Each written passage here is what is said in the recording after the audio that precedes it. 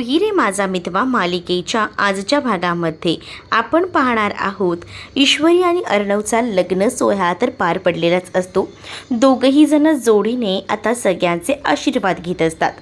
बाबांचे आशीर्वाद घेतल्यानंतर आईकडे जातात, तर सुप्रियासुद्धा त्या दोघांनाही आशीर्वाद देत म्हणत असते की आता दोघांनी जोडीने सुखानं संसार करायचा आहे, कोणालाही कोणीही दोषी मानायचं नाही। आत्याकडे सुद्धा दोघंही जण पाया पडायला गेलेले असतात। आत्यासुद्धा आता आशीर्वाद देते, कारण आत्यालाही कोणताही पर्याय उरलेला नसतो। आत्यानेही आता आशीर्वाद दिल्यामुळे बऱ्याच गोष्टी ज्या आहेत त्या आता वेगळ्या पद्धतीने घडत असतात। तर इकडे आता आशीर्वाद घ्यायला अंजलीकडे घेतलेले असतात। अंजली त्यांना पाया पडू देत नाही खरं तर, कारण अंजलीसाठी ते दोघंही जण एकत्र येणं हे खूप जास्त इम्पॉर्टंट होतं। अंजली आता ईश्वरीला मिठी मारते, कारण ईश्वरी आणि अंजलीचं बॉन्डिंग खूप छान असतं, त्यामुळे ती फक्त तिला मायेने जवळच घेते। तर दुसरीकडे मात्र आता आत्या जे आहे ते सगळं पाहत असतात, त्यांना राग येत असतो। तर अंजली जी आहे ती म्हणत असते की तुम्ही दोघंही आता जोडीने सुखाने संसार करा मस्तपैकी, असं देखील म्हटलेलं असतं। आणि तेव्हा अंजली हे सगळं जेव्हा म्हणते ना, तेव्हा ईश्वरी आणि अर्णव दोघंही जण एकमेकांकडे पाहत असतात। आता सगळ्यांचे आशीर्वाद वगैरे घेऊन होतात, तर आता तिकडनं सुप्रिया त्यासोबत नमू बाबा सगळेच जण जायला निघालेली असतात। आणि जेव्हा ती लोक जायला निघतात ना, तेव्हा मात्र एकदमच ऊर इशूचा भरून येतो। इशू खूप जास्त रडू लागते। इशूला आई समजावते आणि म्हणते की तुला आता इथेच राहायचं आहे, तुझं आता हेच घर आहे, त्यामुळे तू इथे व्यवस्थित आहेस, आमची काळजी करू नकोस, आम्ही सगळीजणं छान असणार आहोत, असं देखील तिची आई तिला बोलून समजावू लागते। आणि तिचे लाडही करत असते। तिला म्हणत असते की आता हा संसार तुला सुखाने सावरायचा आहे। त्याच वेळेला आता अर्णवलासुद्धा म्हणत असते की आमच्या मुलीची काळजी घ्या, थोडं सांभाळून घ्या। नेहमी कोणतीही आई असंच म्हणणार ना शेवटी, तसंच अगदी सुप्रियासुद्धा म्हणत असते। जेव्हा सुप्रिया या सगळ्या गोष्टी सांगते ना, तेव्हा मात्र आता अर्णव त्यांना म्हणतो की प्लीज काकू तुम्ही आऊ जाऊ करू नका। पण आता सुप्रिया म्हणते की तेव्हा तुम्ही जावई नव्हता तो, पण आता आमचे जावई झालेला आहात ना, मग आम्हाला मान तर द्यायलाच हवा, त्यामुळेच मी तुला अहो जाऊ म्हणते। आता इथे अर्णवने त्यांना जाण्यासाठी गाडीची व्यवस्थासुद्धा केलेली असते। आणि आता अर्णव सांगत असतो की तुमच्यासाठी व्यवस्था केलेली आहे, तुम्ही गाडीने जा। परंतु जयू आत्या या सगळ्याला नकार देते, कारण जयू आत्याला माहिती आहे की अर्णवची जराही मदत घ्यायची नाही। आता मात्र अर्णवने ठामपणे सांगितलेलं असतं की मी गाडी मागवली आहे, तो ड्रायव्हरही आलेला आहे, तुम्ही ह्या गाडीनेच जा। त्यामुळे आता कुणीही काही बोलत नाही। शेवटी जी आहे ती आता इकडे असणारी ही सुप्रिया जयू आत्या सगळेजण शांत असतात, कारण अर्णव त्यांच्यासाठी बऱ्याच काही गोष्टी करत असतो। तर दुसरीकडे आता पुन्हा एकदा माहेरी ये असं देखील सुप्रिया सांगू लागते। इशूचे डोळे पूर्ण भरतात, ती आपल्या बाबांनासुद्धा घट्ट मिठी मारते। आणि ते जात असताना तिचे अंतकरण खूप जास्त जड झालेले असतात। ती जड अंतकरणाने त्यांना निरोप देते, पण त्याच वेळेला ती आता त्या गाडीच्या मागेसुद्धा जात असते, पण अर्णव तिचा हात धरतो आणि अर्णव तिच्याकडे पाहत असतो। अर्णव तिला सावरतो, कारण तिला माहिती आहे की ती कोणत्या प्रसंगातून जाते, म्हणूनच या सगळ्या प्रसंगात आपण तिच्या पाठीशी उभं राहायला हवं असंच वाटत असतं। म्हणूनच अर्णव तिच्या पाठीशी खंबीरपणे उभा असतो। तिला म्हणत असतो की तू काळजी करू नकोस, मी आहे, तर काही होणार नाही। दुसरीकडे मात्र आता गृहप्रवेशाची सुद्धा तयारी केली जाणार असते। तर आता दोघंही जण एकमेकांना साथ देत तिथेच उभे असतात, बघत असतात। तर पुन्हा एकदा दोघंही जण घरी जाणार असतात। घरी पावलाने जाणार तेवढ्यातच त्यांना दारावरच थांबवण्यात येतं। मामा सांगतात की असं कसं, तुम्हा दोघांनी आतमध्ये येऊ देऊ नाही, तुम्हा दोघांना तिथेच थांबावं लागेल। त्यावर अर्णव आणि ईश्वरी पाहत राहतात। तर अंजली म्हणत असते की अरे तुमच्या दोघांचाही गृहप्रवेश बाकी आहे ना, तो गृहप्रवेश झाला की दोघंही जण मग घरी या, असं आता अंजली म्हणते। अंजली तसं म्हटल्यानंतर ती पटकन आतमध्ये जाते, औक्षणाचं ताट वगैरे तयार करते, कारण औक्षणाचं ताट तयार करूनच तिला आता पुढची तयारी करायची असते। तोपर्यंत तिथे आता मामी आलेले असतात, कारण वल्लरीला माहिती असतं की आता तर सुप्रिया गेलेली आहे, हीच ती संधी आहे, आपण बाहेर जाऊया आणि आता अडवणूक करूया। म्हणूनच तर ती बाहेर येऊन आता पुन्हा एकदा नासकेपणा करायला सुरुवात करते. म्हणजेच नेहमीप्रमाणेच ईश्वरी या घरात येऊ शकत नाही आणि हे आणि ते. परंतु आकाश जो आहे तो आता मामीला म्हणजेच वल्लरीला शांत करतो आणि म्हणत असतो की काय चाललं आहे आई, आज अर्णव दादाचं लग्न झालं आहे, त्यामुळे प्लीज मला नाही या घरामध्ये पुन्हा भांडणं नको आहेत. आज सगळं काही चांगलं झालं आहे, तर या दिवसाचं एंडही आपण चांगलाच करूया. प्लीज भांडू नकोस, काही बोलू नकोस, असं बोलून आता तिचं तोंड बंद केलं जात असतं. तर मामासुद्धा आता तिला शांतच करत असतात. तर ती मामालाही म्हणत असते की हे जे काही चाललं आहे ना, ते कसं घडलं आहे, काय घडलं आहे ना, हे मला चांगलंच माहिती आहे. तुम्हाला वाटत असेल या सगळ्यामध्ये तुम्हा लोकांचा काही हात नाही आहे, पण मला सगळ्या गोष्टी माहिती आहेत, सगळ्या गोष्टी क्लिअरही होत आहेत. तर मामासुद्धा म्हणतात की तुला सगळं माहिती आहे ना, मग आता शांत राहायचं, इथे एकही शब्द बोलायचा नाही, कारण आता अर्णव आणि ईश्वरीचा गृहप्रवेश होतो आहे आणि त्यामध्ये मला कोणतेही प्रॉब्लेम्स नको आहे, असं देखील डायरेक्टली आता सांगितलेलं असतं. आणि जेव्हा या सगळ्या गोष्टी सांगितल्या जातात तेव्हा मात्र आता वेगळ्याच नजरेने आता मामी बघत असते, कारण मामीच्या बोलण्याला किंमतच नसते ना. शेवटी अर्णव आणि ईश्वरीचा गृहप्रवेश हा होणारच असतो आणि त्याची तयारी अंजलीने केलेली असते. अंजली ते मापटं वगैरे घेऊन येते, त्याचसोबत औक्षणाचं ताट घेऊन येते आणि तेच आता उंबऱ्यावर ठेवलं जातं आणि सांगितलं जातं की तुला हे मापटं ओलांडून आतमध्ये यायचं आहे, गृहप्रवेश करायचा आहे. आणि जेव्हा ह्या सगळ्या गोष्टी ती व्यवस्थितपणे सांगू लागते तेव्हा मात्र ती आता एक इच्छा व्यक्त करते आणि म्हणते की प्लीज एक उखाणा तर होऊ जाऊ दे, कारण मी माझ्या बहिणीला उखाणा घ्यायला लावणारच आहे, कारण तुम्ही दोघंही जण गृहप्रवेश करताय, त्यामुळे उखाणा तर व्हायलाच हवा, असं देखील आता अंजलीचं म्हणणं असतं. त्यावर वल्लरीचं पुन्हा बडबड सुरू होते आणि तिचं आता एवढंच असतं की ईश्वरीने या घरात येऊ नये, कारण तिला माहिती आहे जर ईश्वरी एकदा का या घरात आली तर आपलं जगणं मुश्किल होऊ शकतं. आपण जे जे काही ठरवलं आहे ते आपल्याकडनं पॉसिबल होणार नाही, हे सुद्धा आता तिला माहिती असतं. खरं तर ईश्वरी आधी नकारच देत असते उखाणा घ्यायला, पण अंजली तिला फोर्स करते. अंजली म्हणते की असं कसं, असं चालणार नाही, तुला उखाणा हा घ्यावाच लागेल. आणि असं बोलून ती उखाणा घ्यायला सांगत असते. आणि जेव्हा ती उखाणा घ्यायला सांगते तेव्हा आता ईश्वरीला तो प्रसंग आठवतो ज्यावेळेला तिला लॉजवर अचानकपणे मंगळसूत्र घालण्यात आलं होतं आणि त्यानंतर इथे आल्यावर बाबाने सुद्धा या लग्नाला परवानगी दिली होती. तो सगळा प्रसंग तिच्या डोळ्यासमोर ताजा होतो आणि त्यामुळेच आता ती उखाणा घ्यायला तयार होते आणि ती म्हणते की माहेर सोडून येताना आवाज येतोय कातर, माहेर सोडून येताना आवाज होतोय कातर, अर्णव सरांचं नाव घेते बाबांच्या इच्छे खातर. तिने हे नाव घेतल्यावर अर्णवला थोडं अवघडल्यासारखं होतं, पण बिचारा तो तरी काय करेल ना.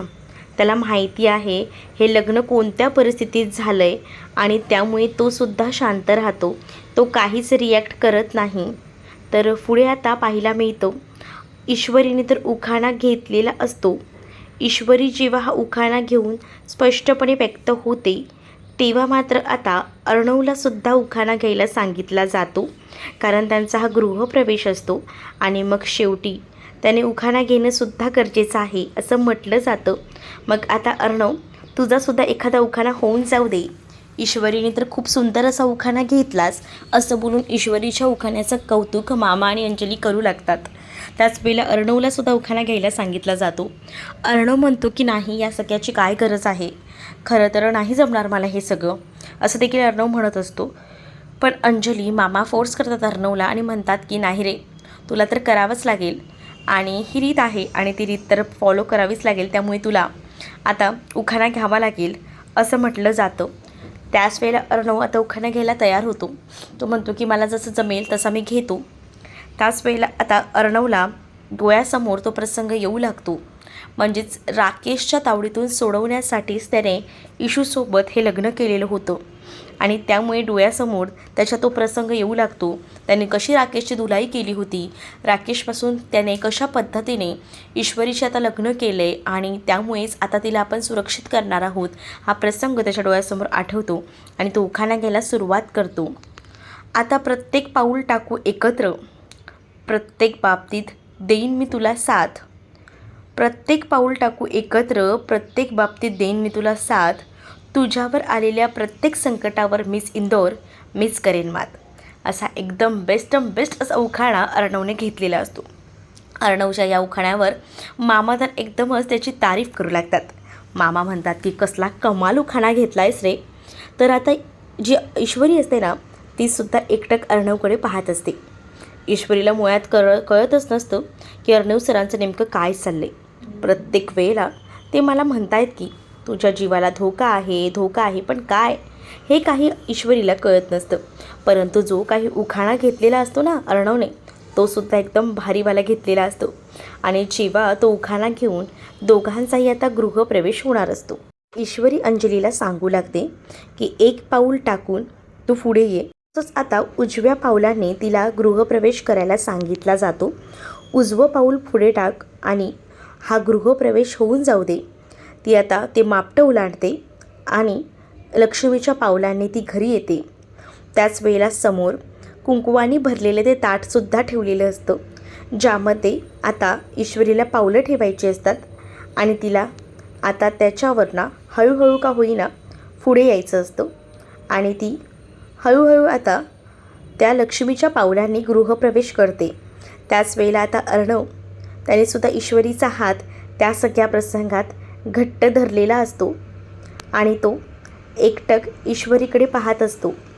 ईश्वरीही आता त्याच्याकडे एकटक पाहत असते, कारण तिला माहिती आहे की अर्णव जो आहे तो आपली साथ कधीही सोडणार नाही. हे लग्न जरी अशा परिस्थितीत झालेलं असलं तरीसुद्धा या परिस्थितीतसुद्धा आपल्याला या बाजू कणखरपणे बघायला हव्यात. आता तिचा जेव्हा लक्ष्मीच्या पावलांनी गृहप्रवेश होतो ना, तेव्हा मात्र या वल्लरीचं तोंड बघण्यासारखं झालेलं असतं. कारण तिला जो काही राग येत असतो त्या सगळ्या गोष्टींमुळे तिचा नुसता संताप होत असतो. इकडे आता घरीच सगळीजणं आलेली असतात. तर आता घरी खूप जास्त उशीर झालेला असतो, जेवणाचीही तयारी करायची असते. म्हणूनच आता जेवणाचं काय ते बघायला हवं. खिचडी टाक तू रमू, मी भांड्यांचं काय ते बघते, आणि इशू तू हे बघ. असं अचानकपणे नेहमीप्रमाणे जसं सुप्रियाच्या तोंडून बोललं जातं ना, तसंच अगदी आताही बोललं गेलेलं होतं. त्यामुळे आता तीसुद्धा विचार करत असते आणि तिला आता नमू सांगते की आपल्याकडे आता इशू नाही आहे, इशूचं लग्न झालं आहे. आपलं मन जरी मानत नसलं तरी आपल्याला आता ते एक्सेप्ट करायला लागणार आहे, कारण आता आपली इशू सासरी नांदायला गेलेली आहे. तर हे सगळं ऐकूनच खरं तर खूप जास्त विचार जो आहे तो सुप्रिया करू लागते, कारण हे सगळे जे काही क्षण होते ते झटक्यात झालेले होते. विचारसुद्धा त्यांनी केला नव्हता की इशूचं लग्न होईल आणि इशू अशा पद्धतीने अचानकपणे लग्न होऊन दुसऱ्या घरात जाईल. आणि ह्या सगळ्या गोष्टी जेव्हा समोर येतात ना, तेव्हा मात्र आता ती विचार करत असते. आणि त्याच वेळेला आता ती म्हणत असते की आपल्या इशूच्या बाबतीत जे काही झालं ते किती पटकन झालं ना, म्हणजे विचारही करू शकत नाही मी, त्या गोष्टी इतक्या पटकन झाल्या, पण आपल्याला हे एक्सेप्ट करायला हवं. त्याच वेळेला आता सुप्रियाला या गोष्टीसुद्धा आठवतात की जेव्हा बाबांना इशू नाही म्हणत होती या लग्नासाठी, तरीसुद्धा बाबांनी ते मंगळसूत्र काढायला परवानगी दिली नाही. मग बाबांच्या मनात नेमकं काय होतं तेव्हा सगळेजण समोर होते, म्हणून विचारू शकत नव्हती ती. आणि पण आता ती संधी होती विचारायची, म्हणूनच ती आता बाबांना विचारू लागते की मगाशी जेव्हा हे सगळं घडलं तेव्हा खरं तर आपली इशू मंगळसूत्र काढू बघत होती. तिला हे सगळं नको होतं, पण तरीसुद्धा तुम्ही तिला हे नातं टिकवायला का सांगितलं? नेमकं काय झालं आहे सांगाल का? तुम्ही या लग्नामुळे एवढे खुश का आहात? आत्यालासुद्धा तेच वाटत असतं की ह्या लग्नामुळे ना आपला भाऊ खूप जास्त खुश आहे, पण त्याचं कारण काही कळत नसतं. आणि त्यामुळेच आता समजत नसतं की काय करावं आणि काय नाही ते. तर दुसरीकडे मात्र बाबा फक्त डोळ्यांनीच इशारा करतात आणि हसतात. त्यांनाही माहिती असतं की माझ्या मुलीचं लग्न एका योग्य घरात झालेलं आहे आणि त्यामुळे त्यांनासुद्धा हा आनंद एक वेगळाच असतो. पण इथे आता जय्यू त्याला हा प्रश्न पडलेला असतो की राकेशला उत्तर काय द्यायची. राकेशचं मन आपण मोडलेलं आहे. आपण अचानकपणे ईश्वरीचं लग्न एका दुसऱ्या व्यक्तीसोबत केलं आहे. मग आता आपण राकेशला काय उत्तर द्यावी हे काही आता समजत नसतं. आणि म्हणूनच आता या सगळ्याबद्दल आजी जी आहे ती चर्चा करत असते. पण आजीने या सगळ्याबद्दल बोलूनही काही उपयोग नसतो ना, कारण ज्या काही गोष्टी झालेल्या असतात त्या वेगळ्याच प्रसंगात घडलेल्या असतात. म्हणजे शेवटी जे काही झालेलं असतं ते बाबांच्या इच्छेखातर झालेलं असतं. बाबांची इच्छाच असते आणि हे लग्न व्हावं म्हणूनच ते लग्न झालेलं असतं. आणि त्यामुळे आता सुप्रियालासुद्धा कळतं की तुम्ही जो काही निर्णय घेतला असेल तो विचार करूनच एकदम परफेक्ट घेतला असेल, त्यामुळे मी आता या सगळ्यामध्ये काहीच बोलणार नाही. आणि नमूसुद्धा म्हणत असते की आई तू नको त्रास करून घेऊ. मला माहिती आहे बाबांनी हा जो काही निर्णय घेतलेला आहे तो एकदम परफेक्ट घेतला आहे आणि आता आपल्याला ना इशू नसल्याची सवय करावी लागणार आहे. काही झालं तरीसुद्धा.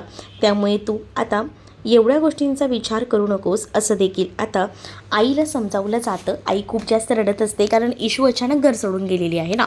म्हणजे त्याने विचारसुद्धा केला नव्हता की इशूचं इतक्या लवकर लग्न होईल आणि इशू आज अचानकपणे लग्न होऊन तिच्या सासरी गेलेली असते. त्यामुळे खूप जास्त रडू येत असतं. पण नमू समजावते की आपले बाबा नेहमी काय म्हणतात, जे होतं ते चांगल्यासाठीच होतं, जे घडवलेलं असतं तेच घडणार असतं आणि तसंच झालेलं आहे असं नमू बोलून आता सुप्रियाला सगळं काही बोलून सावरत असते.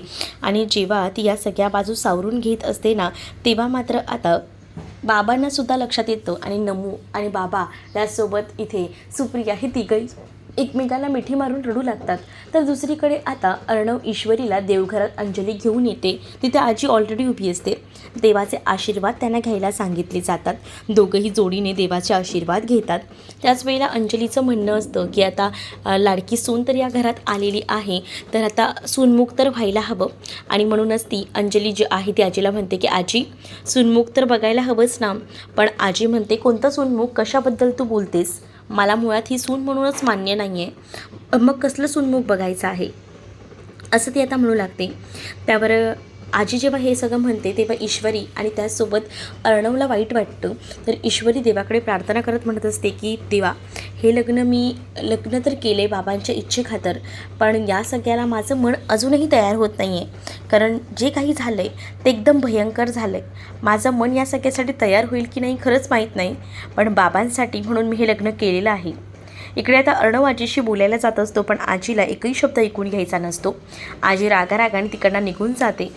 पण आता अर्णवचं लग्न झालं आहे म्हटल्यावर काहीच ऑप्शन आजीकडेही उरलेला नसतो.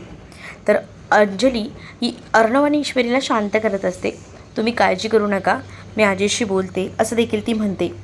तर आता अर्णव आणि ईश्वरी जे आहेत दोघंही जण देवाचे पाया पडतात, देवाचा आशीर्वाद घेतात. तर अंजली म्हणत असते की तुम्ही रूममध्ये आता तुम्ही जाऊ शकता आणि त्यानंतर आता दोघांनाही ती रूममध्ये जायची परवानगी देते. आता दोघांचंही लग्न झालं आहे म्हटल्यावर रूमही खूप छान असं डेकोरेट केलेलं असतं आकाशने मामाने मिळून. आणि खरं तर ईश्वरीला आता कसं तरी वाटत असतं कारण आपलं लग्न जे आहे ते कोणत्या प्रसंगात घडले, काय घडले हे सगळं तिला आठवतं आणि म्हणूनच ती बाप्पाकडे उभी राहून प्रार्थना करत असते. देवी आईला म्हणत असते, देवी आई माझं हे लग्न तर झालं आहे पण हे लग्न मी कसं निभावेल, काय निभावेल खरंच मला माहीत नाही. या सगळ्यासाठी तू मला ताकद दे असं देखील ती देवी आईला हात जोडून म्हणत असते. तर अर्णव नेहमीच तिच्या पाठीशी असतो. अर्णवला ईश्वरीच्या मनातलं दुःख कळत असतं. तो एकटक ईश्वरीकडे पाहत असतो. तर पुढील भागामध्ये आपल्याला पाहायला मिळतं मामाने आणि आकाशने रूम तर डेकोरेट केलेली असते. अर्णव पहिल्यांदाच रूममध्ये येतो. अर्णव जेव्हा पहिल्यांदा रूममध्ये येतो तेव्हा मामा अर्णवला म्हणतात की बघ तुझं ईश्वरीवर प्रेम होतं, तू पण प्रेम व्यक्त अजूनही केलेलं नाही आहेस आणि आता तुझी ती प्रेमाचीच बायको तुझ्या घरात आलेली आहे. त्यामुळे आज तू एकदम मोकळा हो, काळजी करू नकोस असं देखील मामाने आता अर्णवला सांगितलेलं असतं. पण अर्णव म्हणतो की जरी मी आज तिचा नवरा असलो ना तरी सगळ्यात मोठा विलन मी तिच्यासाठी आहे. त्यामुळे या सगळ्यामध्ये मी काहीच बोलू शकत नाही कारण ती या लग्नासाठी तयार नव्हती. मी हे लग्न तिच्यासोबत केलेलं आहे. आणि त्याच वेळेला तो बेडसुद्धा सजवलेला पाहतो तेव्हा त्याच्या लक्षात येतं की हे सगळं मामा का म्हणतोय. पण जेव्हा ईश्वरी रूममध्ये येते तेव्हा ईश्वरी तो सजवलेला बेड पाहते. ईश्वरी त्या सजवलेल्या बेडकडे एकटक पाहत राहते. तर अर्णव ईश्वरीकडे पाहतो आणि म्हणतो की काय करायचं. त्यावर ईश्वरी त्याला म्हणते की काहीच नाही करायचं असं तिने रागातच म्हटलेलं असतं. अर्णवचं खरं तर वेगळं म्हणणं असतं पण ईश्वरीला काही वेगळंच वाटतं तो बेड सजवल्यामुळे, त्यामुळे ती तसं म्हणू लागते. तर तुम्हाला हा भाग कसा वाटला हे नक्कीच मला कमेंटमध्ये सांगा आणि अशाच नवनवीन भागांसाठी आपल्या चॅनललासुद्धा सबस्क्राईब नक्कीच करा. चला तर मग भेटूया पुढच्या भागामध्ये. तोपर्यंत टाटा बाय. तुम्हाला व्हिडिओ आवडला असेल तर व्हिडिओला लाईक करायला विसरू नका.